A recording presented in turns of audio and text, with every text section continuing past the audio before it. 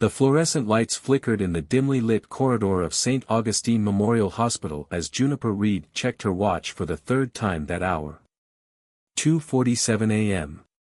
The night shift always dragged, but something about this evening felt different. She'd been a nurse for 15 years, yet she'd never seen recovery rates like those in Dr. Blackwood's ward. Dr. Nathaniel Blackwood had joined the hospital 8 months ago, and since then, the terminal ward had transformed. Patients with mere weeks to live were walking out the door, their cancers mysteriously vanishing. The medical community called it miraculous. Juniper called it suspicious.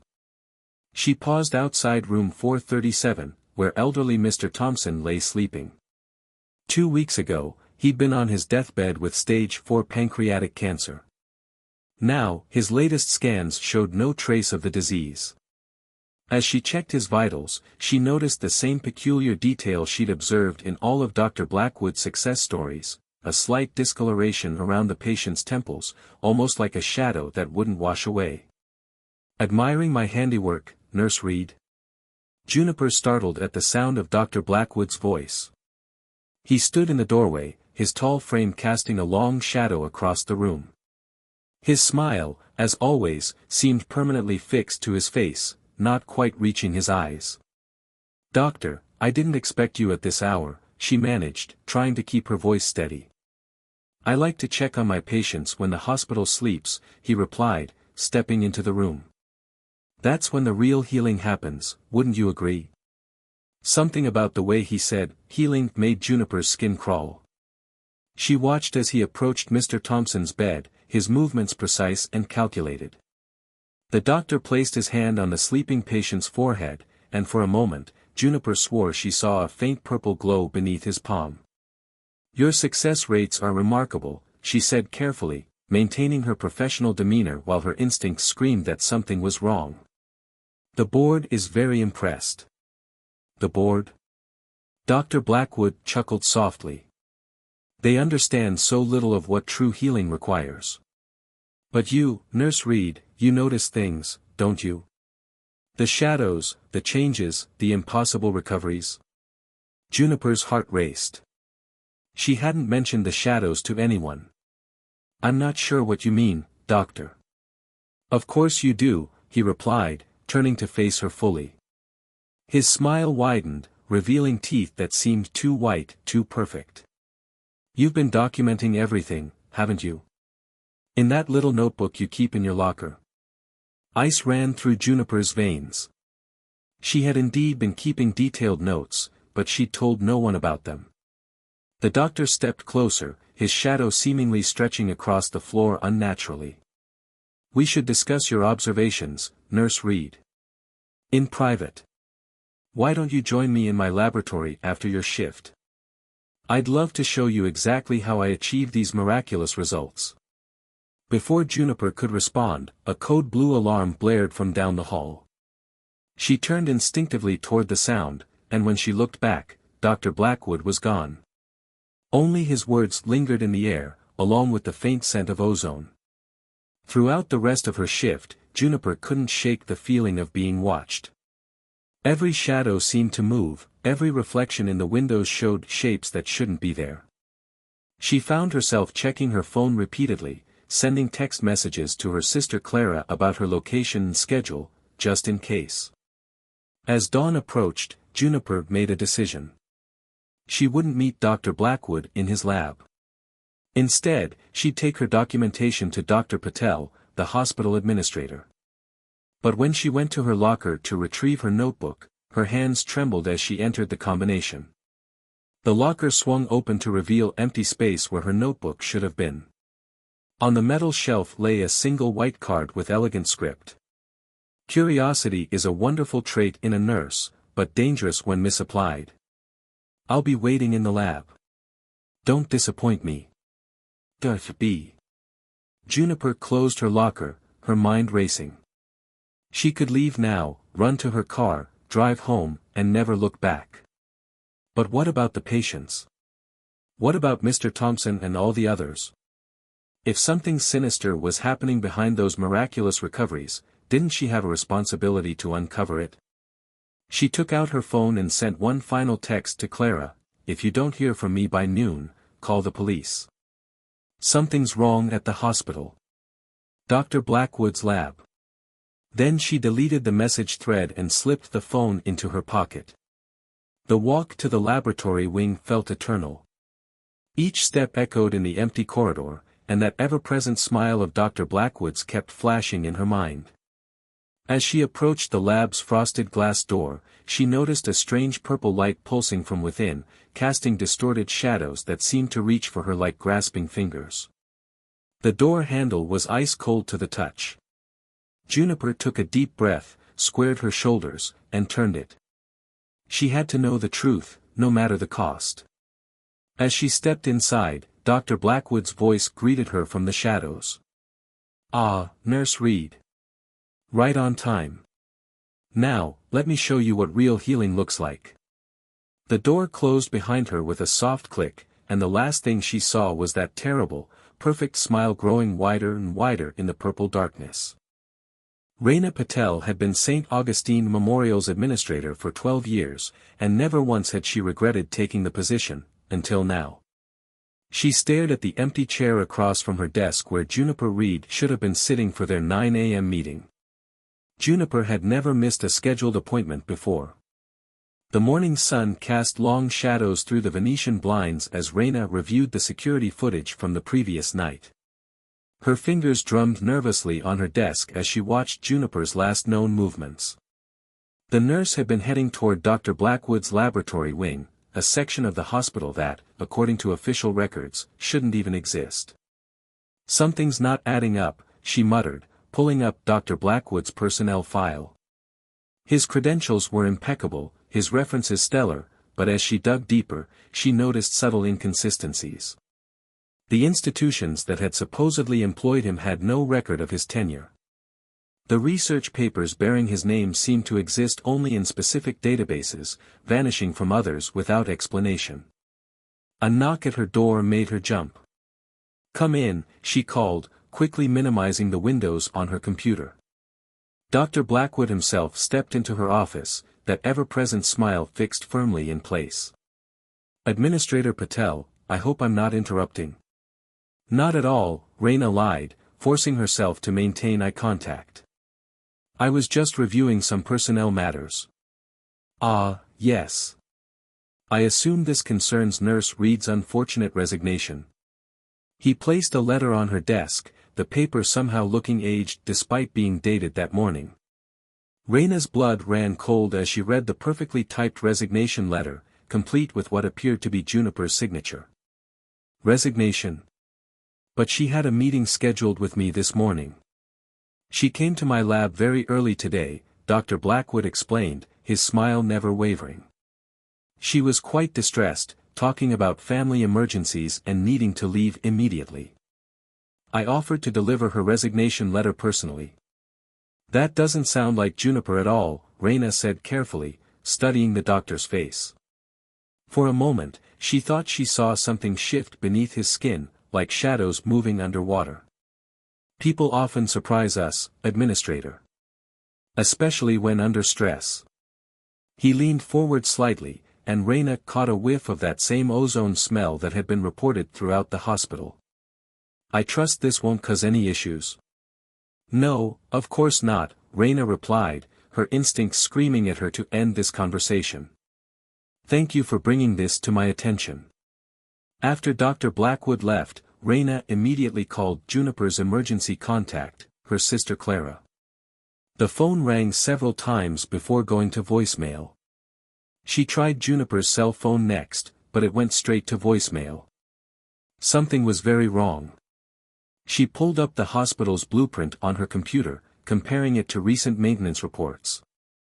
The laboratory wing where Dr. Blackwood worked appeared in neither, yet maintenance crews reported power usage from that section that exceeded any other part of the hospital. As she dug deeper into the maintenance logs, she noticed a pattern.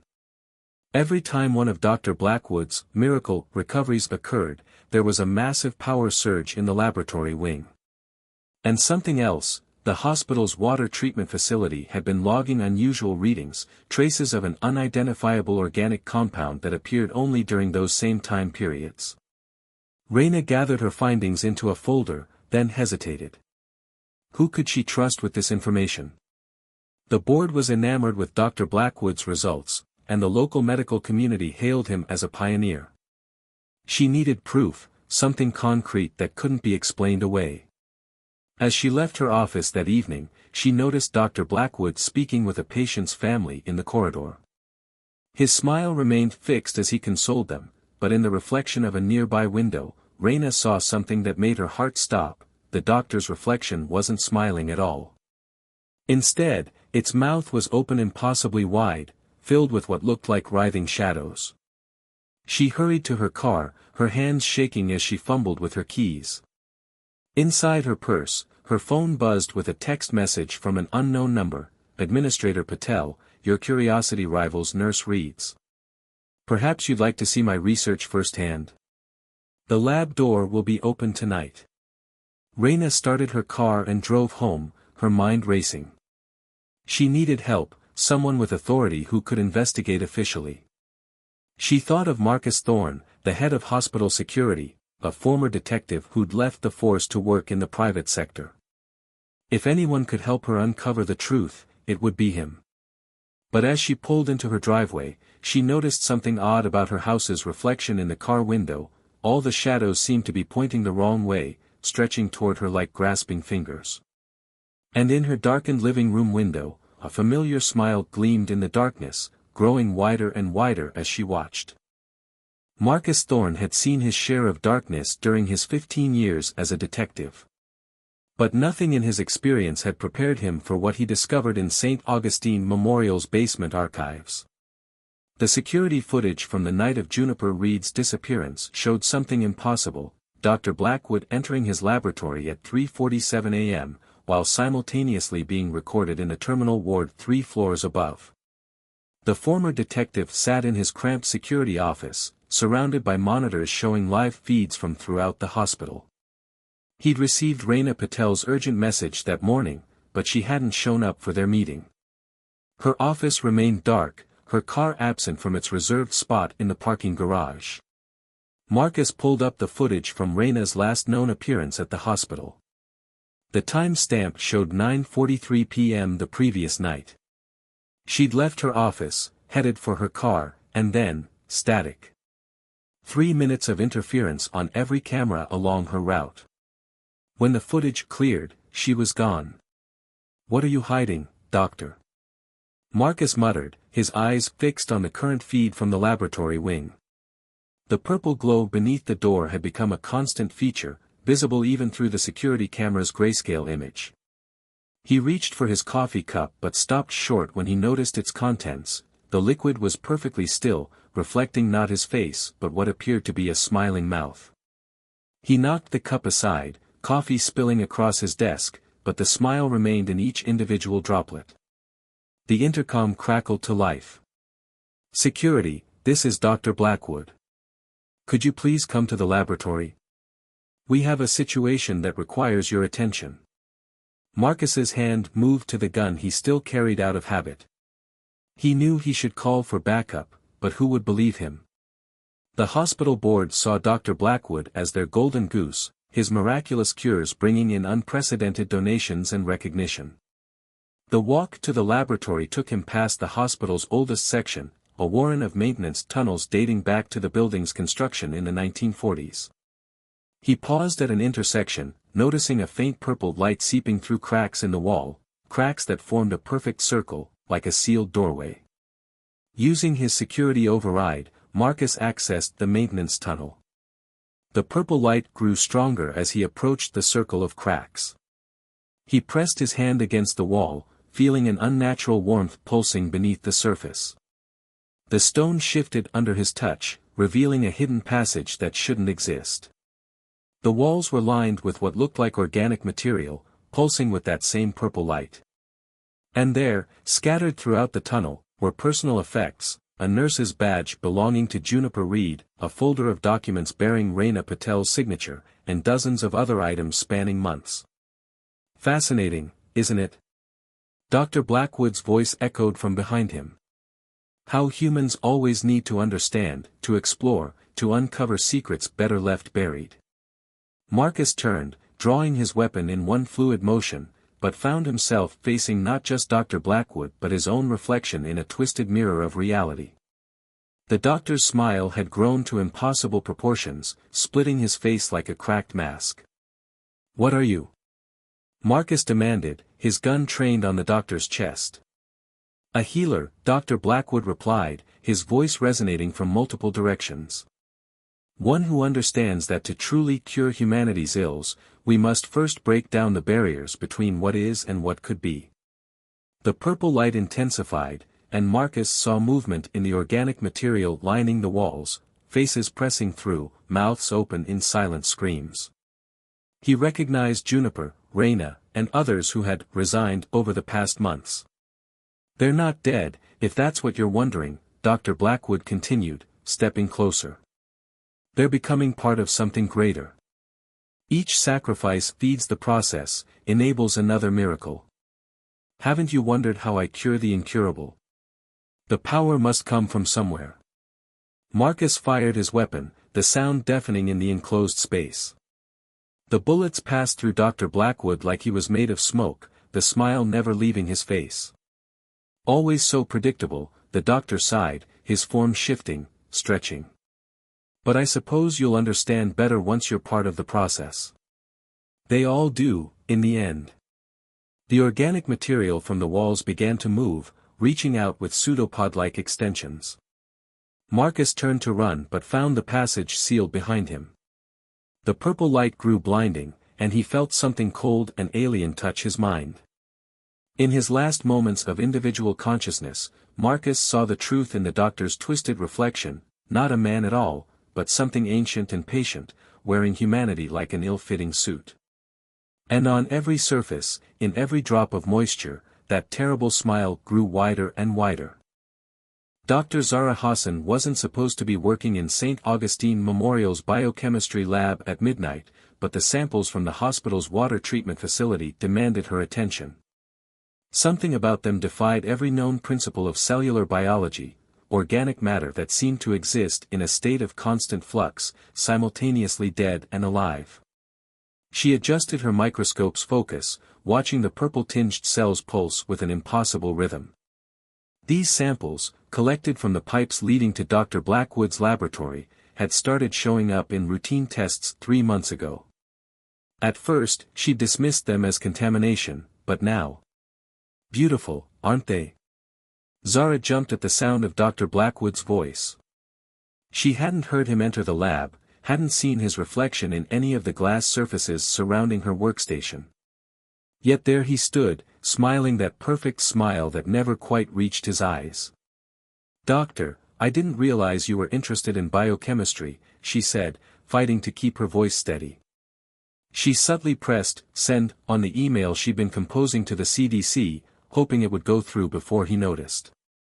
"Oh, I'm interested in all forms of life," he replied, gliding, there was no other word for his too smooth movement, toward her workstation. "Especially those that challenge our limited understanding of what life can be." The overhead lights flickered, and Zara's computer screen went dark. Her email notification showed failed to send. "Those cells you're studying," Dr. Blackwood continued, "they're just the beginning. Think of them as seeds. Each one containing the potential for transformation. For transcendence." Zara's scientific mind raced to process what she was seeing. The doctor's shadow didn't match his movements, and in the reflective surface of the inactive computer screen, his image appeared fragmented, like multiple creatures trying to occupy the same space. "The missing hospital staff," she said, pieces clicking into place. "The miraculous cures. The power surges. What have you done?" "Done?" His smile widened impossibly. "I've merely opened a door that humanity has been knocking at for millennia. The barrier between life and death, between one form of existence and another, it's more permeable than you imagine." The samples under the microscope began to move, the purple-tinged cells crawling up the sides of their container. Zara stepped back, bumping into her desk as the organic matter pulsed with increasing intensity. Your colleagues, Nurse Reed, Administrator Patel, Officer Thorne, they're helping me refine the process, Dr. Blackwood explained. Each transformation teaches us more. And now, with your expertise in biochemistry, we can take the next step. The laboratory door sealed itself with a soft hiss. Purple light began seeping from every drain, every crack in the walls. In the growing illumination, Zara saw the true horror of what the hospital had become. The walls themselves were alive, riddled with organic matter that pulsed and shifted like a living thing. Stop this, she demanded, her scientific detachment warring with rising panic. Whatever you are, whatever you're trying to achieve, it's wrong. Wrong. Dr. Blackwood's form began to shift, his human appearance dissolving like wax under heat. Wrong is watching humans suffer and die when they could be so much more. Wrong is accepting the limitations of flesh when infinity beckons. The purple light coalesced into tendrils that reached for her. In their shifting surfaces, Zara saw faces she recognized, her missing colleagues, their expressions frozen in a mixture of horror and ecstasy. Behind them all, something vast and ancient stirred, wearing Dr. Blackwood's smile like a mask. Zara reached for the emergency shower handle, her last desperate plan forming. If the entity was using the hospital's water system to spread, then perhaps. Ah, Dr. Blackwood's voice came from everywhere and nowhere. You think like a scientist until the end. But what you don't understand is that it's too late. It's been too late since the moment you first looked at those samples. The transformation has already begun. She pulled the shower handle, but instead of water, a thick, purple-black liquid poured down. As it touched her skin, Zara felt her consciousness expanding, connecting to something vast and terrible. The last thing she saw in her reflection was her own face, sporting that same terrible, perfect smile. But in her final moments of individual awareness, Dr. Zara Hassan did something that would change everything. She pressed send on a second email, one that had been quietly uploading in the background. Not to the CDC, but to someone who might understand what needed to be done. Someone who knew enough about both science and the supernatural to recognize the truth. As her consciousness merged with the entity wearing Dr. Blackwood's face, her message traveled through cyberspace, carrying with it the keys to either humanity's salvation or its final transformation. Dr. Olivia Winter stared at her computer screen, reading Dr. Hassan's email for the third time. The attached files painted a picture that defied rational explanation. Cellular structures that rewrote themselves, energy patterns that shouldn't exist, and security footage showing impossible things. But it was the last line of the email that chilled her. If you're reading this, I'm already part of it. Don't trust the smiles. The Department of Paranormal Research and Containment had sent her to investigate St. Augustine Memorial after detecting massive energy anomalies. Now, standing in the hospital parking lot at midnight, she understood why. The building's silhouette was wrong, its angles subtly distorted in ways that hurt the eyes. She adjusted the specialized equipment in her hazmat suit. The suit wasn't designed to protect against biological threats, it was made to maintain the wearer's dimensional integrity. As she approached the main entrance, her instruments began registering readings off the scale. The hospital doors opened soundlessly, revealing empty corridors bathed in a subtle purple glow. Her footsteps echoed unnaturally, each sound slightly out of sync with her movements. In every reflective surface, shadows moved independently of their sources. Welcome, Dr. Winter, Dr. Blackwood's voice resonated from everywhere at once. We've been expecting you. She turned to face him, her instruments screaming warnings. He stood at the end of the corridor, his smile as perfect as ever, but now she could see what lay beneath. Layers of reality folding in on themselves, countless faces pressed against a membrane of existence that had grown too thin. What are you? She demanded, activating her suit's defensive measures. I am evolution, he replied, his form rippling like heat waves. I am the next step. Humanity has such potential, but they cling to their limited forms, their brief lives. I offer transcendence. The walls pulsed, and faces emerged from them, Juniper Reed, Raina Patel, Marcus Thorne, Zara Hassan, and dozens of others. All wearing that same terrible smile. All moving in perfect synchronization. They're not dead, Dr. Blackwood continued, gliding closer. They're more alive than ever before. Part of something greater. And you can be too. Olivia activated her quantum resonator, creating a field that stabilized local reality. You're a dimensional parasite, she said, her training kicking in. You infect realities, transform them, consume them. But not this one. The smile finally faltered. You understand so little. Look at what I've achieved, terminal patients cured, death itself defeated. Why resist? Because humanity's strength lies in its individuality, Olivia replied, entering commands into her suit's systems. In our ability to choose our own path, even if that path leads to death. The purple light intensified, and the walls began to crack, revealing the true nature of what the hospital had become, a massive, organic processor, converting human consciousness into fuel for something vast and hungry. You can't stop what's already begun, Dr. Blackwood's form began to dissolve, revealing the horror beneath. The transformation is inevitable. No, Olivia said, activating her suit's final protocol. It's really not. The quantum resonator pulsed, sending waves of stabilizing energy through the building. Reality began to reassert itself, forcing the dimensional intrusion back. The faces in the walls screamed, not in pain, but in desperation as their false transcendence was stripped away. Dr. Blackwood's form twisted, his smile stretching across impossible dimensions. What have you done? Created a quantum barrier, Olivia explained, watching as the purple light began to fade. This reality is now closed to you. And your converts? They're being restored to their original state. The walls rippled one final time, and bodies began emerging, all the missing hospital staff, unconscious but alive. Their faces were their own again, the unnatural smiles gone. Dr. Blackwood's form collapsed in on itself, pulled back to whatever dimension it had come from. As reality stabilized, Olivia checked the vital signs of the recovered victims. They would remember everything, a blessing and a curse. The hospital would need to be thoroughly cleansed, its dimensional barriers reinforced. In the aftermath, as emergency teams secured the building and treated the survivors, Olivia found a single piece of paper in what had been Dr. Blackwood's office. On it, written in shifting purple ink, was a final message: smiles hide so many things.